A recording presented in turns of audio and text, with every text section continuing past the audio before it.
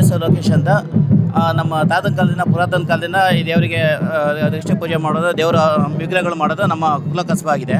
ಈಗ ಚೌಮನ್ ದೇವರು ಬಣ್ಣದ್ದು ಇದೆಲ್ಲ ನಾವೇ ಮಾಡೋದು. ಇದರಲ್ಲಿರೋ ಎಲ್ಲ ಆರ್ನಮೆಂಟ್ಸು ನಮ್ಮದೇ ಇರೋದು. ಇದು ತುಂಬ ಇತಿಹಾಸ ಪ್ರಸಿದ್ಧವಾದಂಥ ದೇವರ ಇತಿಹಾಸ ಇದೆ ಇದಕ್ಕೆ. ಇಲ್ಲಿ ಹುಲಿಕೆರೆಯಲ್ಲಿ ದೊಡ್ಡ ಮಟ್ಟದ ಪಲ್ಲಕ್ಕಿ ಮಾತ್ರ ತುಂಬ ವಿಶೇಷವಾದ್ದು.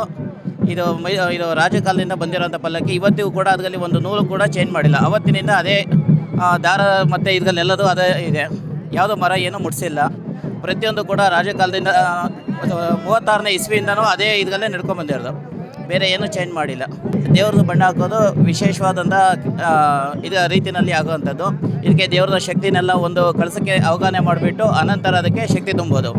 ದೇವ್ರಿಗೆ ಬಣ್ಣ ಹಾಕೋ ಟೈಮಲ್ಲಿ ಯಾರನ್ನೂ ಕೂಡ ನೋಡೋಕ್ಕೆ ಪ್ರವೇಶ ಇರೋದಿಲ್ಲ. ಪ್ರತಿಯೊಂದು ಕೂಡ ಅದು ಏನು ಪೂಜೆ ಮತ್ತು ನಿಯಮಾವಳಿದ ಮಾತ್ರ ಅದನ್ನು ನೋಡೋಕ್ಕೆ ಅವಕಾಶ ಇರುತ್ತೆ. ಮತ್ತು ಯಾರೂ ಇರೋದಿಲ್ಲ. 3 ತಿಂಗಳು ಕಳೆದ ದೇವರನ್ನ ಏನು ಮೇಲೆ ಎತ್ತೋದಿಲ್ಲ.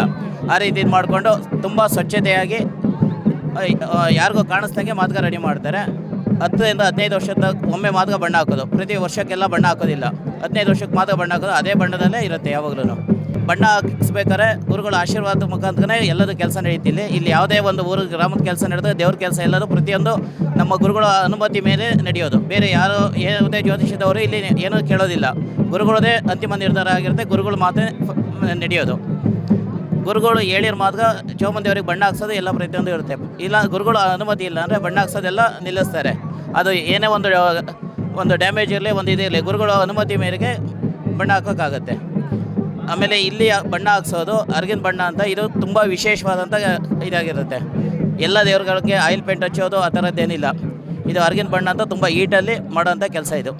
ನಮ್ಮೂರು ಹುಲಿಕೆರೆ ಪಲ್ಲಕ್ಕಿ ಮತ್ತು ನಿರ್ವಾಣ ಸ್ವಾಮಿ ಮಠದಲ್ಲಿರೋ ಪಲ್ಲಕ್ಕಿ ಎರಡನ್ನೂ ಕೂಡ ಒಬ್ಬ ರಾಜ ಅವ್ರ ಮಕ್ಕಳಿಗೆ ಹೆಣ್ಮಕ್ಳಿಗೆ ದಾನವಾಗಿ ಕೊಡೋಕೆ ಅಂತ ಮಾಡಿಸಿದ್ದು. ಇದು ಹರಿಯೋ ನೀರಲ್ಲಿ ಬಿಟ್ಟರೆ ಇದು ವಾಪಸ್ಸು ಮೇಲೆ ಬರ್ತಾಯಿತ್ತು. ಇದು ವಿಶೇಷತೆ ಇದೆ. ಇವರು ನಮ್ಮ ಮಕ್ಳಿಗೆ ಕೊಡೋದು ಬೇಡ ಅಂದ್ಬಿಟ್ಟು ಮಠಗಳಿಗೆ ದಾನ ಮಾಡಿದರೆ ಅದು ಒಂದು ಹುಲಿಕೆರೆ ಮಠದಲ್ಲಿದೆ, ಇನ್ನೊಂದು ನಿರ್ವಾಣ ಸ್ವಾಮಿ ಮಠದಲ್ಲಿದೆ. ಇದು ವಿಶೇಷ ತುಂಬ ಇದೆ.